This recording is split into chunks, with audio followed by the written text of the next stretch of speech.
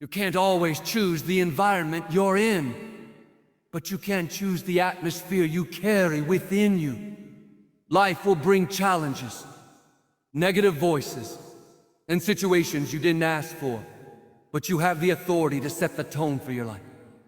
Just like a thermostat changes the temperature in a room, you can shift the spiritual and emotional climate around you. You were created to rise above what surrounds you, not to be a product of your environment, but to influence it. Some people let worry, offense, or discouragement dictate their atmosphere. But when you walk with peace, gratitude, and faith, you become a carrier of joy that no storm can shake. Today, you're not just surviving the atmosphere, you're ruling it. You're not reacting to life, you're directing it. The atmosphere you live in every single day does not begin in the world around you. It begins in the world within you. Long before a storm shows up outside, the clouds can start forming in your mind. If you let the wrong thoughts in, fear, doubt, insecurity, and they will settle in and create an environment. But when you guard the gate of your mind, you are setting boundaries that protect your peace, your faith, and your destiny. You are the gatekeeper of your thoughts. Nobody else has that authority. Only you decide what gets in and what stays out. Imagine your mind as a beautiful garden. You have flowers of joy, hope, and purpose growing there. But if you leave the gate open and let weeds of negativity and worry come in, they will choke out the beauty. It's not enough to just plant the right seeds. You must also protect them. Every day, voices will try to enter your mind. Some will be loud and obvious, like criticism or gossip.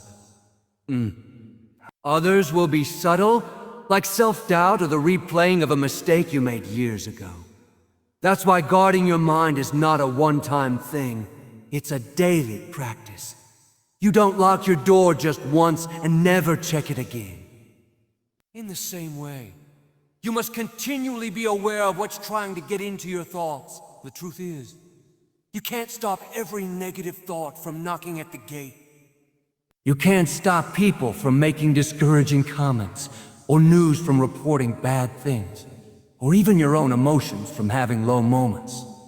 But you can decide whether you open the gate and let those thoughts move in.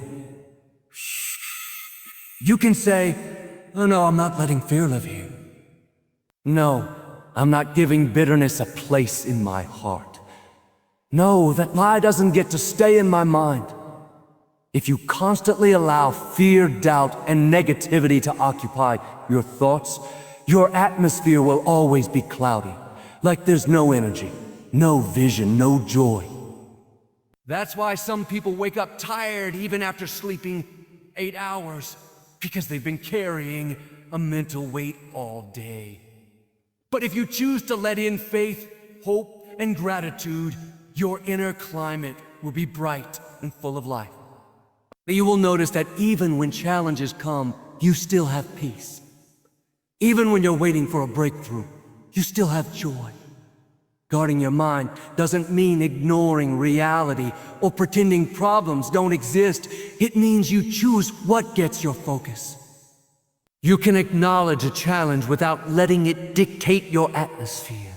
You can hear a negative report and still keep believing for a positive outcome. It's about saying, "Yes, this is happening, but I refuse to let it control my thoughts or steal my peace." One of the most effective ways to guard the gate of your mind is to be intentional about what you feed it. Just like your body becomes what you eat, your mind becomes what you consume. If you constantly scroll through negativity, surround yourself with complainers, or watch things that stir up fear, you are feeding the wrong atmosphere. But when you read uplifting words, listen to encouraging messages, live company with faith-filled people, you are strengthening the walls of your mind and making it harder for negativity to get in. You have to be especially careful in moments of weakness or tiredness. That's when the wrong thoughts try to sneak in. Maybe you didn't get the promotion, and a voice says, "See, you're not good enough." If you're not guarding the gate, you might let that thought in and start agreeing with it. But when you're alert, you can stop it immediately. Oh no, that's not the truth. I am capable, I am equipped, I am favored, and this is just a stepping stone to something greater. Think about it. If a stranger walked up to your house carrying a bag of garbage and said, "I'm going to dump this in your living room," you wouldn't just step aside and let them in. You would block the door, tell them no, and protect your home. That's exactly how you need to treat negative thoughts. Just because they show up doesn't mean they get to stay. Over time, the more you guard the gate of your mind, the more natural it becomes. First, you might have to catch yourself. "Oh, I was just thinking about what could go wrong again." But the more you practice, the quicker you'll spot those thoughts, and the faster you'll replace them. You'll begin to notice that your atmosphere stays brighter, your peace lasts longer, and your confidence grows stronger. This is why some people can go through storms and still have joy. It's not because they have no problems. It's because they have learned how to protect their thoughts. They understand that ruling their atmosphere begins with ruling their mind. So today, decide to take your role as the gatekeeper seriously. Be selective with what you let in. When doubt knocks, answer with faith. When fear shows up, respond with courage. When negativity tries to take over, replace it with gratitude. You have the authority to decide the atmosphere you live in. And when your mind is filled with the right thoughts, your heart will be filled with the right peace. And your life will be filled with the right blessing. The atmosphere you live in is not just shaped by what others say about you. Shaped even more by what you say about yourself. Your words are not just harmless sounds. They're seeds that have the power to build or break, to lift or limit. Every time you open your mouth, you are sowing something into your future. That's why, if you want to rule your atmosphere, you must speak the language of victory. The truth is, your words are creating a climate in your life. When you speak defeat, "I can't do this. It's too hard. I'll never get better," you lower the temperature of your faith. You allow discouragement to settle in, and that becomes the atmosphere you live in. But when you speak life, "I'm blessed, I'm favored, I'm equipped," you raise the spiritual temperature around you. You fill your atmosphere with hope, confidence, and expectation. We don't always realize how much power our words carry. Sometimes we're not even aware that we've been agreeing with defeat. We say things like, "I'm always tired, I'm not lucky, people like me never get ahead." Those may seem like harmless statements, but what you're really doing is setting your own atmosphere to match your words. You're giving your future instructions and then wondering why it looks the way it does. If you want to see breakthrough, you have to declare breakthrough. You can't talk failure and expect success. You can't speak weakness and expect strength. The language of your mouth sets the direction of your life. Your words are like a thermostat. If you set your thermostat to 70 degrees, the heater or air conditioner will do whatever it takes to bring the temperature to match. In the same way, if you set your words to faith, your mind actions, even circumstances will start moving to align with that atmosphere. Speak faith long enough, and you'll see things start to shift in your favor. Speaking the language of victory is not about ignoring challenges. It's about deciding which report you're going to agree with. The facts may say you're sick, but the truth says you're on your way to healing. The facts may say your business is slow, but the truth says God has opportunities lined up for you that you can't even see yet.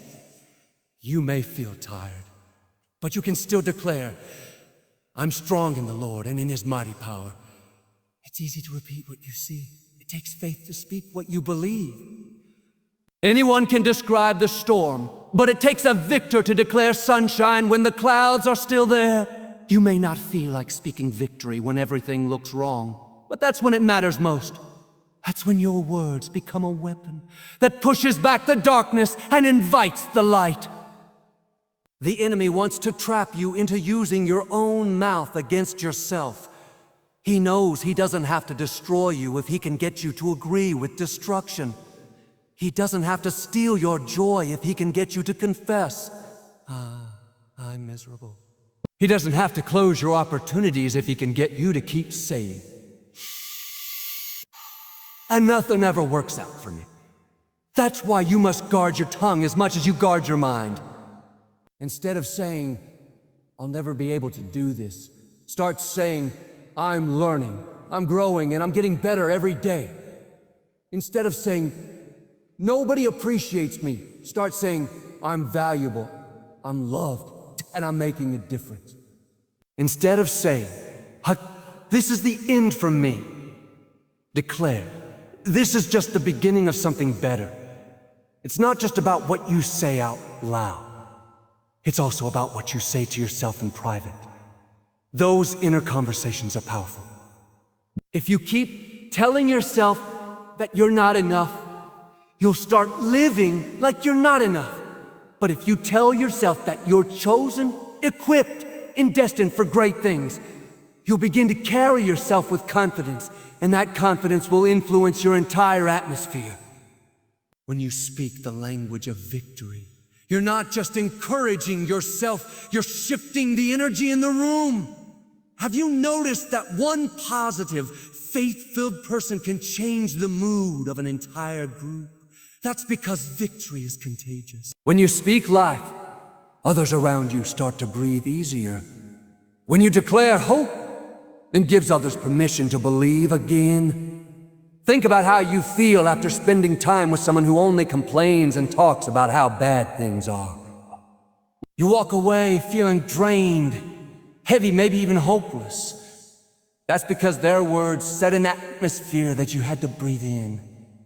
Now, imagine the opposite, being around someone who always talks about possibilities, blessings, solutions.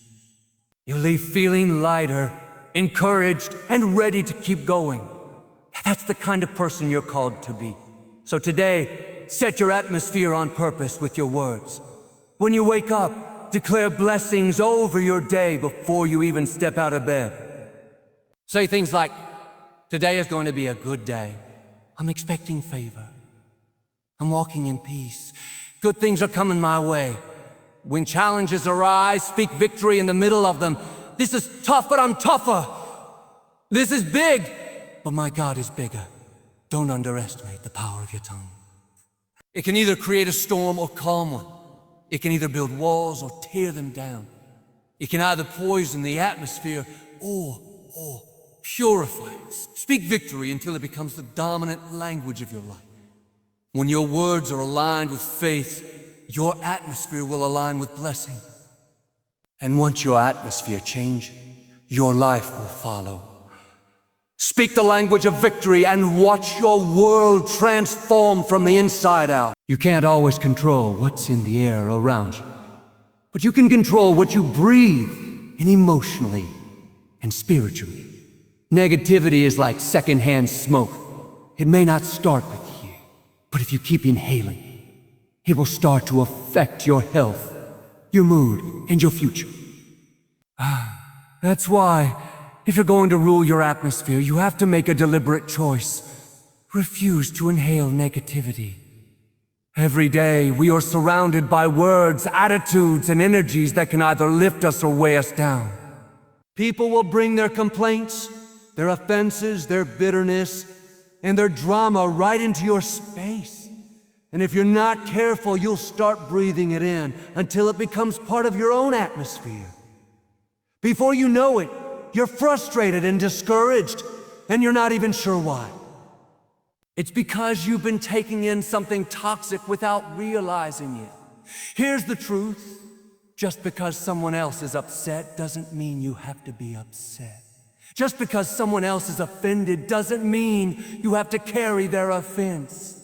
Just because someone else speaking fear doesn't mean you have to inhale that fear into your own spirit. You can acknowledge that it's there without taking it in. Think of yourself like a diver.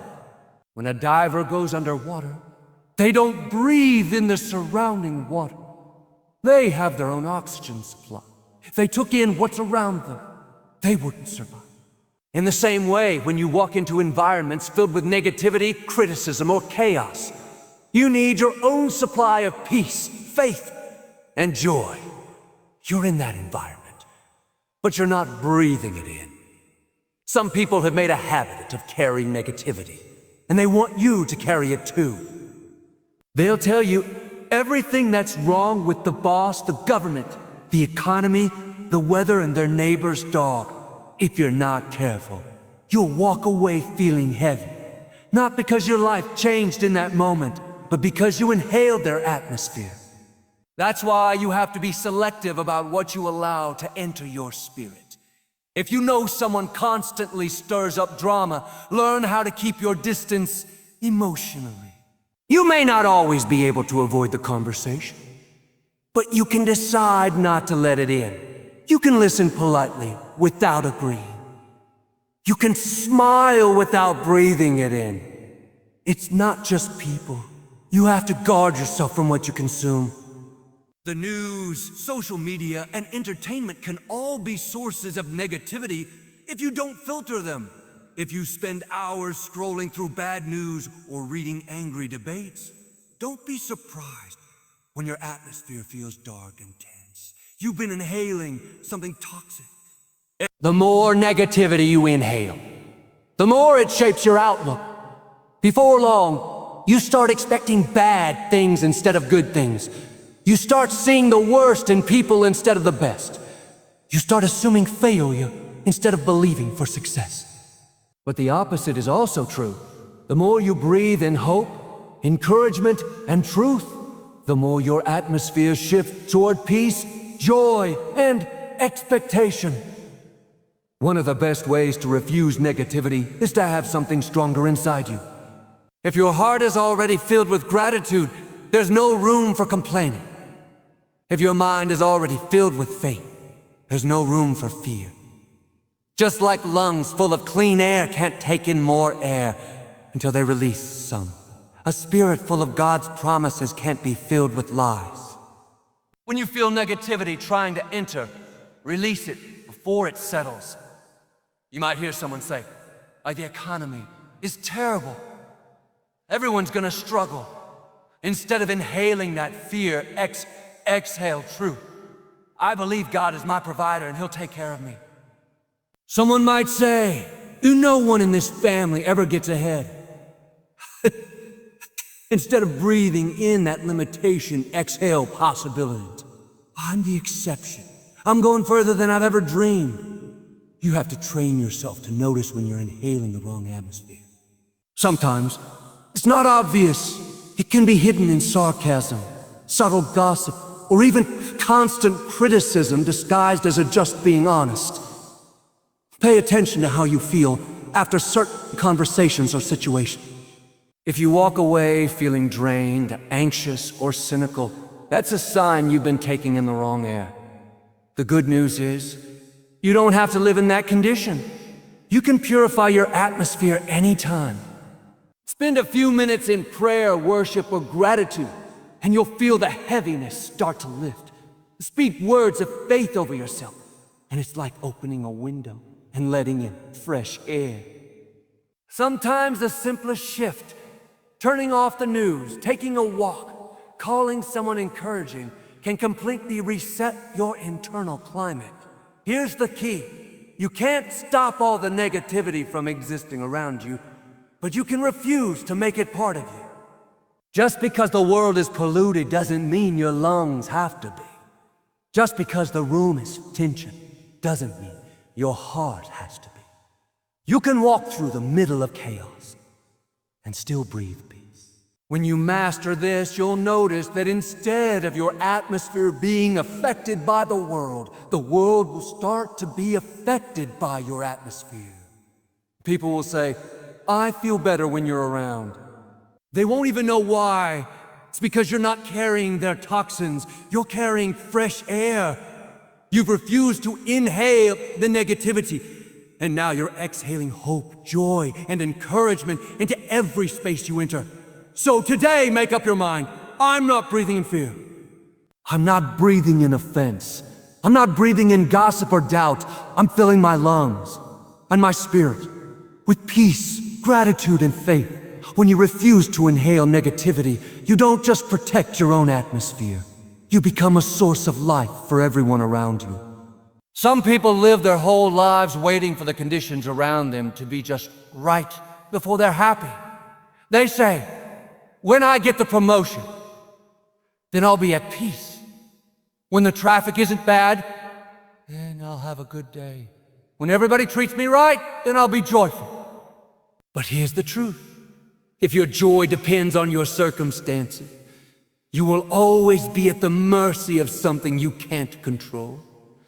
If you want to rule your atmosphere, you have to learn how to carry your own weather. That means your peace, your joy, and your gratitude travel with you, regardless of whether you're in sunshine or a storm. You're not a thermometer that just reflects the temperature of the room. You're a thermostat that sets it. Think of people who brighten every room they walk into. The environment could be tense, but as soon as they show up, it's like a fresh breeze blows in. They smile, they encourage, they lighten the mood. Why? Because they've learned to carry their own weather. On the other hand, you've probably met people who bring clouds with them wherever they go.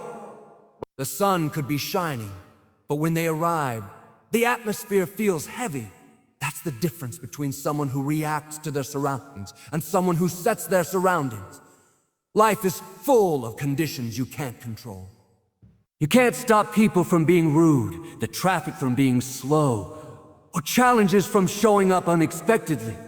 But you can decide what you bring into every situation. If you're carrying joy, you can walk into the middle of chaos and still keep your peace. If you're carrying gratitude, you can stand in the middle of lack and still see blessings. If you're carrying faith, you can face impossible odds and still speak possibility. This doesn't mean you ignore reality. It means you don't let reality dictate your inner climate.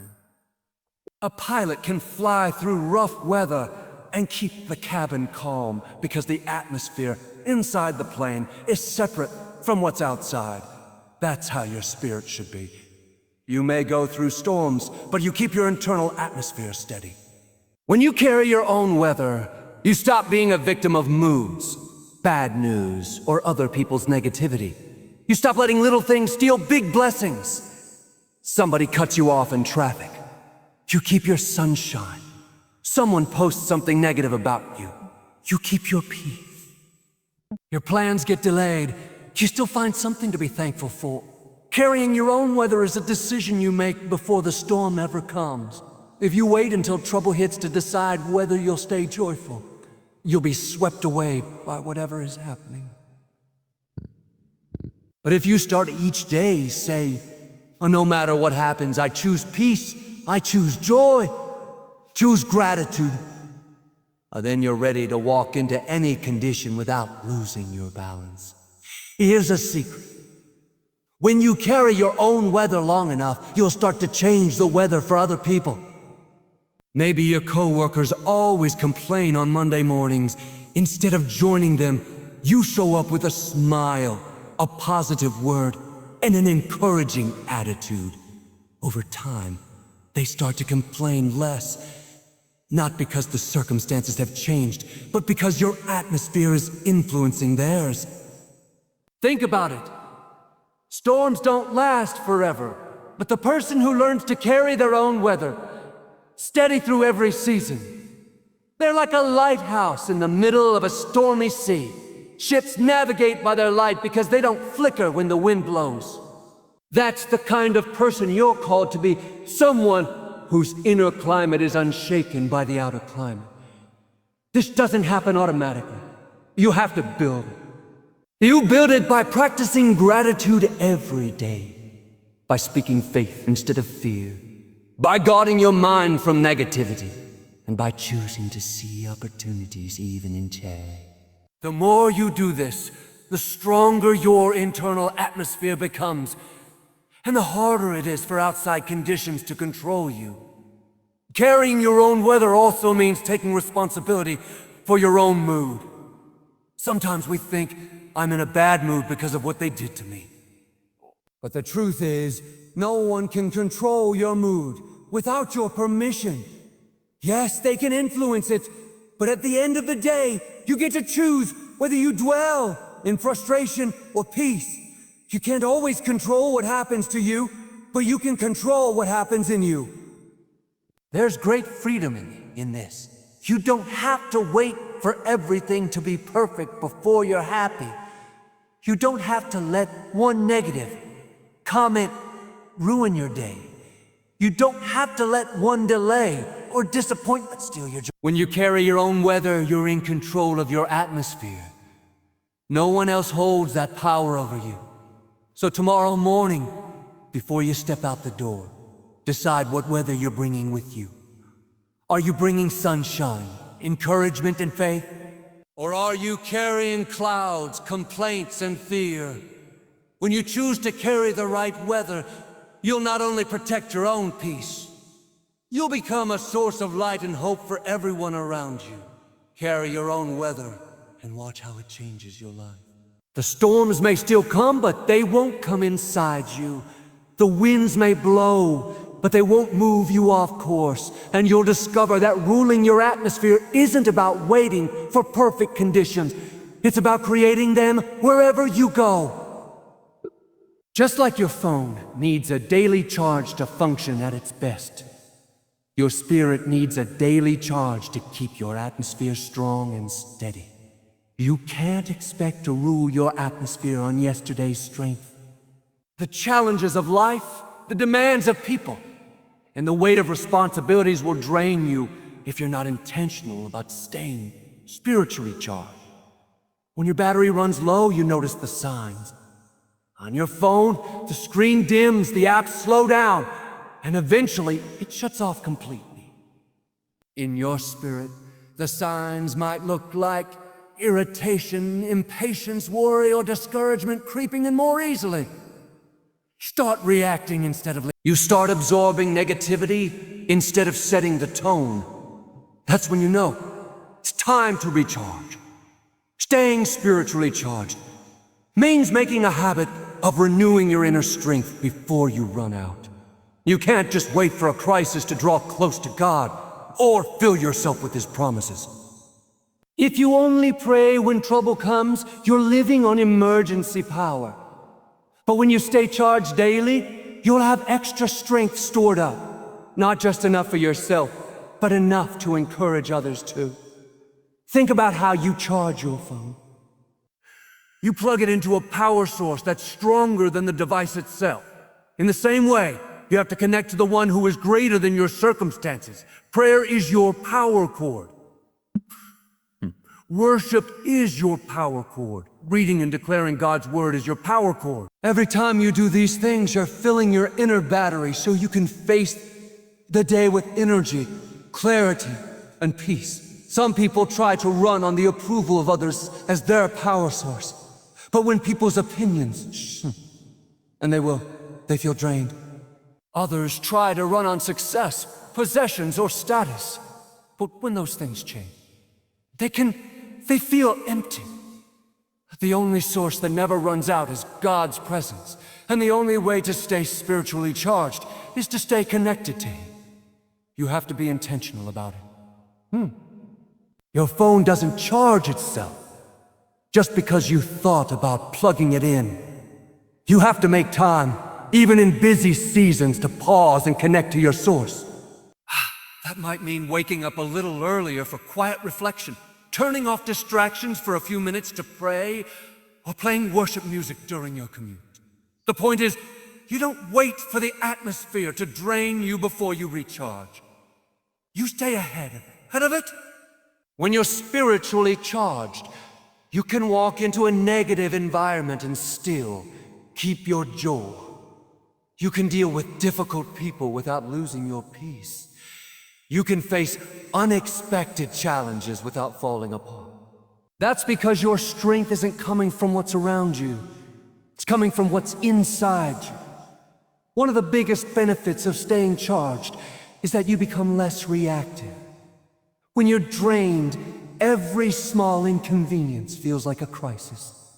Someone says something rude and you take it personally. A delay happens and you lose your patience. But when you're full spiritually, you're steady. The winds can blow, but you're anchored. The waves can rise, but you're not tossed around. You also have more to give when you're charged.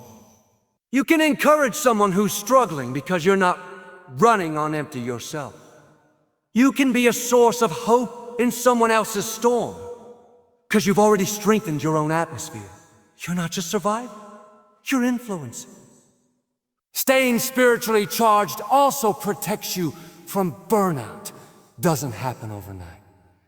It's the result of giving and giving without refilling. You may have the best intentions, but if you keep pouring out encouragement, support, and energy without recharging, eventually you'll hit a wall. Hit a wall. That's why even Jesus often withdrew to quiet places to pray. He knew that to keep giving, sometimes you'll have to guard your recharge time fiercely. The world will always find ways to keep you busy. People will always have demands, but you can't give your best to anyone if you're running on 5% battery. Protect that time with God as if your life depends on it, because your peace, clarity, and spiritual strength really do. The truth is, staying spiritually charged is not just for your benefit, it's for the benefit of everyone whose life you touch. When you're full of peace, you spread peace. When you're full of joy, you lift the room. When you're full of faith, you inspire others to believe again. Your atmosphere becomes a life-giving force that others can draw from. So every day, before you face the world, check your spiritual battery. Are you running on full, or are you already in the red? If you're low, plug back in. Spend a few moments speaking life over yourself, thanking God for His blessings, and reminding yourself of His promises. Don't wait for a crisis to recharge. Stay connected so you're ready for anything. When you stay spiritually charged, you won't just survive your atmosphere, you'll rule it. The storms may come, but you'll have the strength to stand. The negativity may try to pull you in, but you'll have the energy to push it back. And you'll discover that a fully charged spirit can light up even the darkest places. Life will always give you circumstances you didn't ask for. You may face delays, disappointments, and situations that seem unfair. But here's the truth. Your circumstances don't have the final say over your destiny. What determines the quality of your life is not just what happens to you. Choose to carry inside you while it's happening. Some people live at the mercy of their circumstances. If things are going well, they're happy. If something goes wrong, they're down. If they get the promotion, they're positive. If they get passed over, they're discouraged. Their atmosphere is constantly shifting with the winds of what's going on around them. But you were created for more than that. You were created to live from the inside out, not from the outside in. When you choose atmosphere over circumstance, you're saying, my joy is not up for negotiation. My peace is not dependent on perfect conditions. My faith is not based on what I see, but on what I know. You're deciding that no matter what's happening externally, you will set the tone internally. It's not about denying reality. It's about refusing to let reality steal your stability. You might be in a storm filled with calm. You might be in a season of waiting, but your atmosphere can still be filled with hope. You might be walking through uncertainty, but your atmosphere can still be filled with confidence that you're going to come out better than before. Think of it like a ship on the ocean. The water all around doesn't sink the ship. It's only when the water gets inside that the ship goes down. In the same way, it's not the challenges around you that determine your outcome. It's whether or not you allow them into your atmosphere. You can keep your heart free from fear, your mind free from bitterness, and your spirit free from defeat. This is why some people can go through the exact same trial but come out with completely different results. One person falls apart while another person becomes stronger. The difference isn't always in the circumstance. It's in the atmosphere they chose. If you let negativity dominate your inner environment, it will drain your strength. But if you fill your atmosphere with gratitude, praise, and expectation, it will carry you through the toughest season.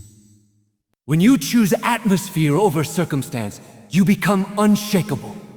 People can misunderstand you, but you stay kind. Plans can be delayed, but you stay in peace. Doors can close, but you stay in faith.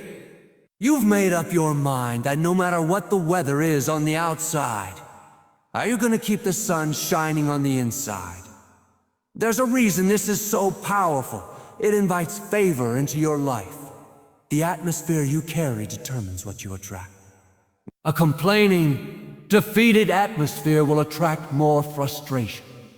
Hopeful, faith-filled atmosphere will attract new opportunities and breakthroughs. You can't always predict when the circumstance will change, but you can always control the atmosphere you're bringing into it.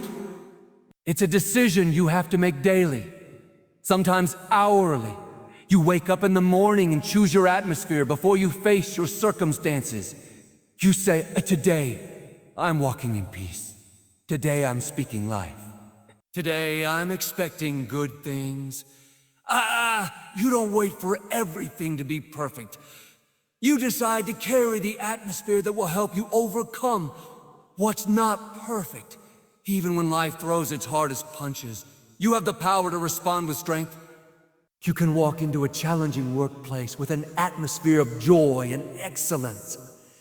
You can navigate a family conflict with an atmosphere of grace, and you can go through an uncertain season with an atmosphere of stability and trust. This is how you rule your atmosphere instead of letting your circumstances rule you. Remember, storms will pass, seasons will change, circumstances will shift, but the atmosphere you choose today will prepare you for the victories of tomorrow. Don't let temporary conditions dictate your permanent posture. Stand firm, lift your head high, and carry an atmosphere that speaks louder than the challenges in front of you. Friend, you can't always choose what happens around you, but you can always choose what happens within you. Life will bring challenges. People will disappoint you, and circumstances will not always go your way. But you have been given the authority to set the climate of your heart. You don't have to live reacting. You don't have to let every storm, every delay, or every unfair situation dictate your mood, your peace, or your destiny. When you rule your atmosphere, you rise above the noise. You keep your joy when others lose theirs. You stay in peace when others are in panic. You walk in faith when others are overcome by fear. And here's the beauty: when you keep your inner world steady, God will align your outer world with His promises. Every day, you are either letting the world set your atmosphere or self. Choose to fill it with gratitude, faith, and hope. Choose to speak life even when you don't see it yet. Choose to carry light into dark places. If you'll protect your atmosphere, God will protect your destiny. So today, make the decision. I will not be ruled by my emotions.